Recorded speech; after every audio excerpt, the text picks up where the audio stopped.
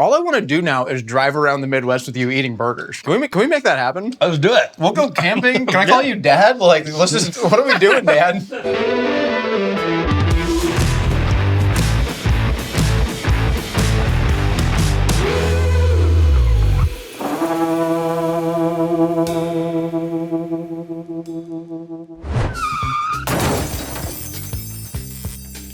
My name is George Motz, and it's my job to make sure that you appreciate the American hamburger as much as I do.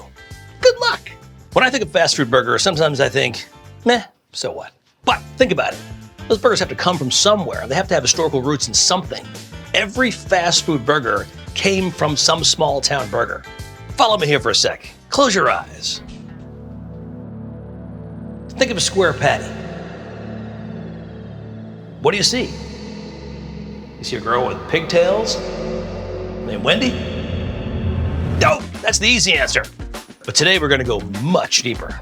Today I'm gonna show you 3 historical burgers that inspired fast food giants. These are the primary source burgers that begat burger empires. The friendly neighborhood favorites that spawned international icons. But I'm not gonna do this alone. I'm gonna go on this journey with a guy who loves fast food. Hey! How you doing, man? Joth, sorry. Jothro Tull is what I go by. Wait, do it again. Look, it's Josh from Mythical Kitchen. How you doing, man? What's up, Thanks for Chef? having Good me. to see you. Thank you. Likewise, Thanks for being man. here. No, it's incredible being in the Burger Museum. I see this, Hamilton Beach original shake mixer over here. It's so funny. We're also just in a lovely home. I walked in, I was like, I should take my shoes off, and I'm like, wait, we're cooking a lot. Hold on, we should figure this out. This is incredible. I'm in hallowed You need grounds. shoes to cook? Is that what's going on? I mean, a little bit. I watched my dad drop a kitchen knife into his bare foot once on Thanksgiving. And now, don't feel right. No, it's not good. No blood, just burns. We're gonna talk about 3 fast food icons today. Ready? Wendy's, Cheesecake Factory, and Steak and Shake. All 3 of those were inspired by local favorites. You ready? Absolutely. Let's do this. That was freaking good, man. Nailed that. God, we're in sync. Good. Finishing each other's. Damn right. We're gonna make the burger that inspired Wendy's. I noticed from the square shape. What is that? This is a very unique, rectangular prism of ground beef, I imagine. I don't know why it is, though. Because we're gonna do something that they did back in the day. There's a place called Kewpie. Do you know Kewpie? Kewpie the mayonnaise? No, go back further. Kewpie Hotel Hamburgers in Flint, Michigan. At one point, there were over 400 locations of Kewpie Hotel Hamburgers all over the upper Midwest. Never heard of it. Opened in 1923. There was a location in Kalamazoo. And guess who grew up going to the Kewpie in Kalamazoo, Michigan? Dave Thomas, the founder of Wendy's. Interesting. That's right. Wendy's was opened in Columbus, Ohio, right? That's that was right. the first 1969. Which is funny because that's like kind of significantly later than a lot of its competitors. With It's true. Burger King, with McDonald's, and he exploded on the scene. I know the Frosty was inspired by a local Columbus racetrack. That's true. Yes. They had frosted malts, and he combined chocolate with vanilla because he didn't want the chocolate flavor to overpower the hamburgers. But I know nothing about why their burgers are square. I don't remember when I said I could provide fun ancillary information, but I know nothing about the burgers.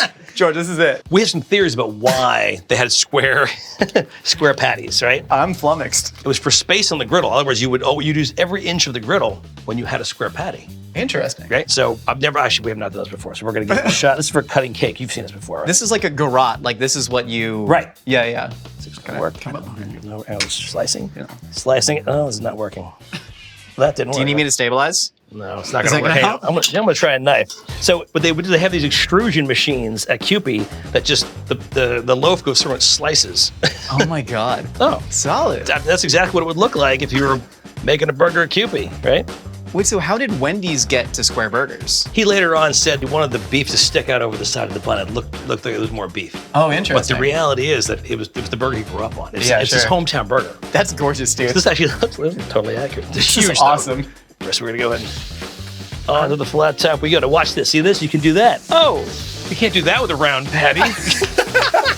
We're trying to move product here. We're being efficient right now. There you go. Look at this. Look at this. I never would have thought to do it in a loaf wasted. like this. Yeah. Salting. I'm gonna toast some buns. Do you know about Michigan's regional burger? No, I don't. They have a regional favorite. Interesting. And it actually has never left the state. It's called the olive burger. I have heard of this. Yes. Kewpie was one of the very first, if not the first place to put olives on the burger. Do you stand by olives on a burger? Because to me, that... Oh, yeah. That's fun. If you go to like a hamburger restaurant like Halo Burger or Kewpie, they actually make an olive sauce, which is made of just chopped green olives, some of the olive brine, sugar, and mayonnaise. This looks like something that my Nana would have made and set out at Christmas with a bunch of Triscuits next to it and like the port wine cheese ball. Right, exactly. And it'd be like Nana's special olive dip. You know? Right, exactly. Ow, fuck. George, no, you said it would happen. No blood, just burns. Ow, shit. Do you want me to help? Yeah, Can I spot you in any way? Okay. Love it. There you go. Hold on. There we go. Okay. You didn't burn yourself. Good. Hold on. You gotta be efficient. You gotta tuck him in there. Hold on. Good luck. Flip them, then tuck them. One more flip, chef. All right, we're going back. Standing over here. Look at you. These look fantastic. It's looking great. You can see that's a clear link to Wendy's right there. That is. The fossil record can confirm. Okay, so we are gonna put this here. That's it. That's all we're doing. It's simple as that, right? One of the strange things about Kewpie is they have this. Their icon is a Kewpie doll, and they spelled it wrong. Kewpie doll? What's a Kewpie doll? So Kewpie. What is this? Oh, hi. Look at that. Oh my God. There it is. Wait, is this a Kewpie doll? Yeah. What's a Kewpie doll? A Kewpie doll was It looks something like it's that going to come existed alive at night and going to murder me in my sleep. It is literally, that's probably what it could have done. But it was a collectible in the turn of the other century, over 120 years ago.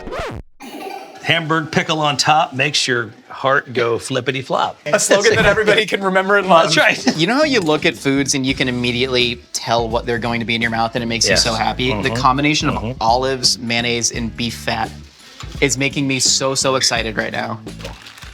Yes, ma'am. Sir. One. Wait, I have a controversial burger eating method where I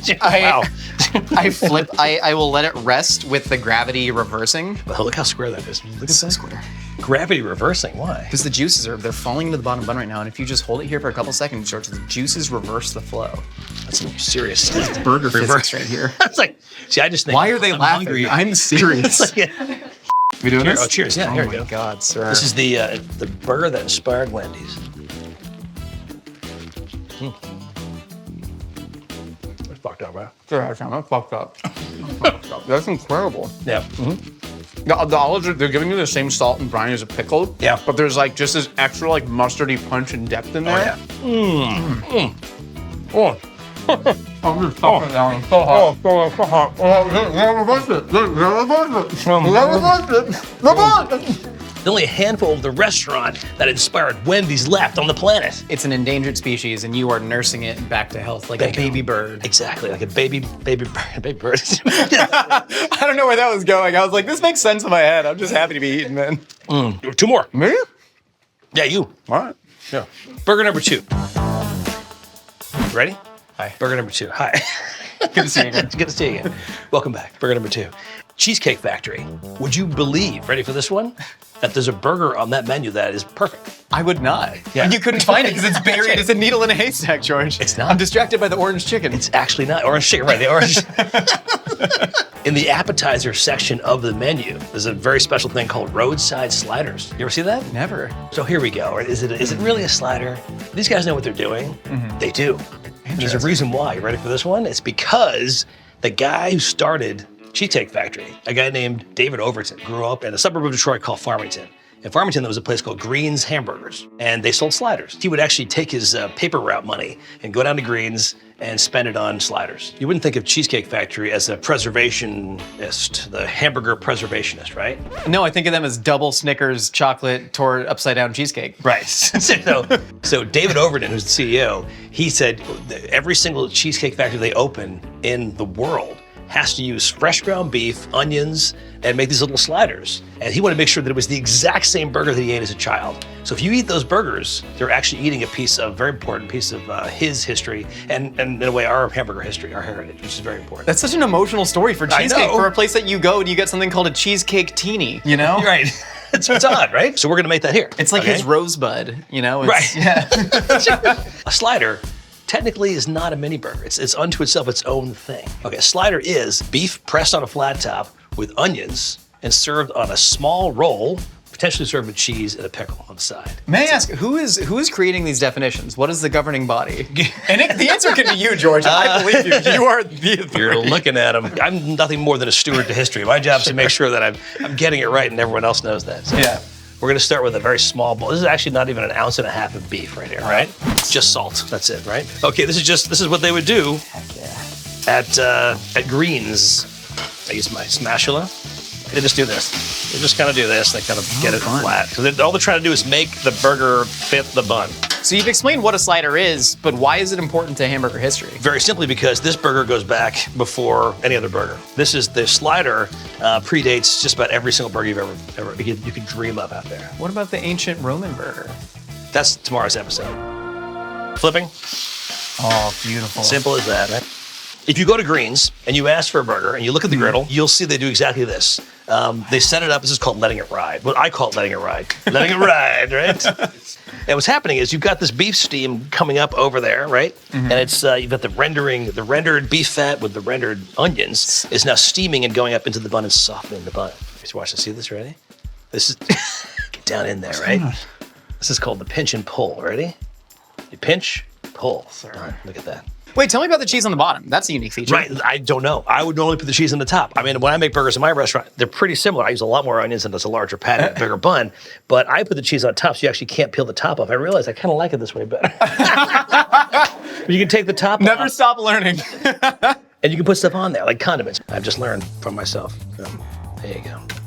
This is a slider from Greens. Look at this. Ketchup. And you can find the same thing on the menu at Cheesecake Factory. The onion. It's just steam. It's just steam in the onion. Mouthful. A little goo. Yeah. Ooh. This is like the quintessence of burgers. Like this is the perfect. Thank you. I agree. I'm assuming that when you get back to LA, it's right to Cheesecake Factory to check it out, right? Oh, I need a couple Choco-Teenies and some sliders in me stat. Easy on the teeny. I like to taste the Choco. Third burger, Steak and Shake. Are you familiar with Steak and Shake? I am. It's I've only been a couple times actually, but very, very thin, very hard-pressed burgers. Yes. Steak and Shake is important because they help to commercialize this hyper-regional smash burger. There's an epicenter of the Lazy Edge burger in Illinois and parts of Indiana. People think the Lazy Edge burger is something new. It's a new fad or a trend, and it is definitely a trendy thing right now. But it has roots in a burger that is over 90 years old. It's kind of amazing, right? Wow, beautiful. Kind of like a smash and smear. Interesting. Yeah, and they have to use a very special tool for it also. You can't just use anything. You have to use a bricklayer's trowel. Ooh. Oh my God. A lot of places you go in the Midwest, even today, they take an actual trowel and they just cut the tip off. And they saw it down. It feels like you should be laying bricks, right? This is the thing that people do? Of course, yeah. I'm too young and soft. It's difficult to pinpoint the place that inspired Steak and Shake to make this Lazy Edge burger. So what I'm gonna do for you, because that meant for me too, I'm gonna make a Lazy Edge burger that would have inspired Steak and Shake 100 years ago. But you can't just smash it like that. It won't work. Because what will happen is this will get stuck to the beef, or the beef will get stuck to the spatula. So what I do is I get a little cooked patch on one side. See that? Flip it over, and then Oh, that's smart. then it should come right off. See that? Dang. Yeah. I feel like I have to train Karate Kid style to do this of just laying bricks. Yeah. And after my 1,000th brick, I'm ready. A little roll, a little smear there. See that? The reason they did this, we think, back in the day, was for speed. Oh, yeah? That was it. Just Thinner because cook quicker. Yeah, thinner cook faster. That was it. Simple as that, right? Yeah. So like the laziness is happening because there's so much fat in the grind, right? That when it gets spread thin, the fat literally evaporates and you're just left with air pockets. No. No. Close. Stupid. No. This is a very special grind. Look at the interesting. beef. You notice that it actually kind of looks a uniform color. Yeah. So it's actually a finer grind. The science is that the finer the grind is, the more it stays together when you smash it. That's the one thing people get wrong. They go, I don't understand. I'm like, every time I smash a burger, it looks like Swiss cheese on my flat top. It's because you don't have a fine enough grind. Simple as that. In the old days, a lot of times if you're making burgers, there were no standard equipment out there. So you had to go. pulled this out without any Yeah, sorry. explanation. This is you just George, what is going on? What is this? The old days, they would use a skillet. And the skillet would, obviously, all the grease would eventually build up. And you'd have it basically a deep fried burger. Yeah, I and like that. They would throw little balls of beef in the oil and just smash them thin with one of these things. Cheese and rice. Oh, yeah. Oh, shit. There it is. There's, you gotta keep moving. Wait, yeah, here we go. Keep moving. There you go. No, you just gotta pass back and forth. Heel. Hold on, where we going? There we Right, go. heel, crown. Yeah, Wait, here. Oh no, I switched. Shit. Now we got it. Now we just grab this. No. There we go. George. I'm gonna do it, man. I'll do it. Do it, man. So there's not much on here. This is just beef and cheese. So there's the Lacy Edge Burger from Illinois. If you wanted to ASMR, you can hear the scratchy. No. That is excellent.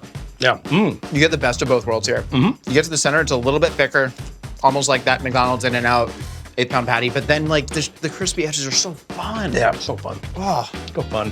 do you know what I could use? Ketchup? No. Oh. Olives. This burger needs olives.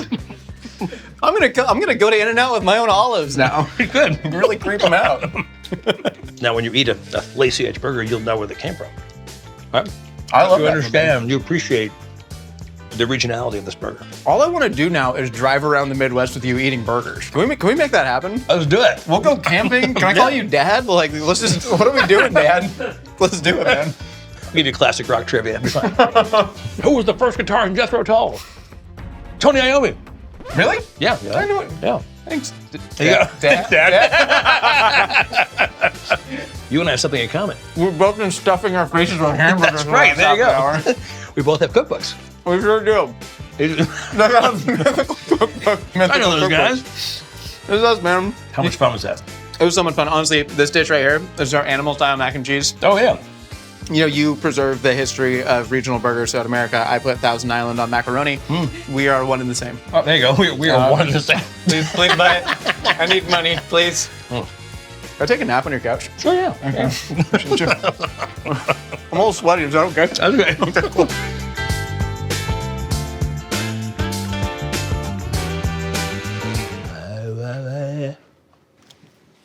You may not recognize me in this costume, but 'tis I, George Motz, Burger Scholar. Like and subscribe and watch more episodes over here on the left.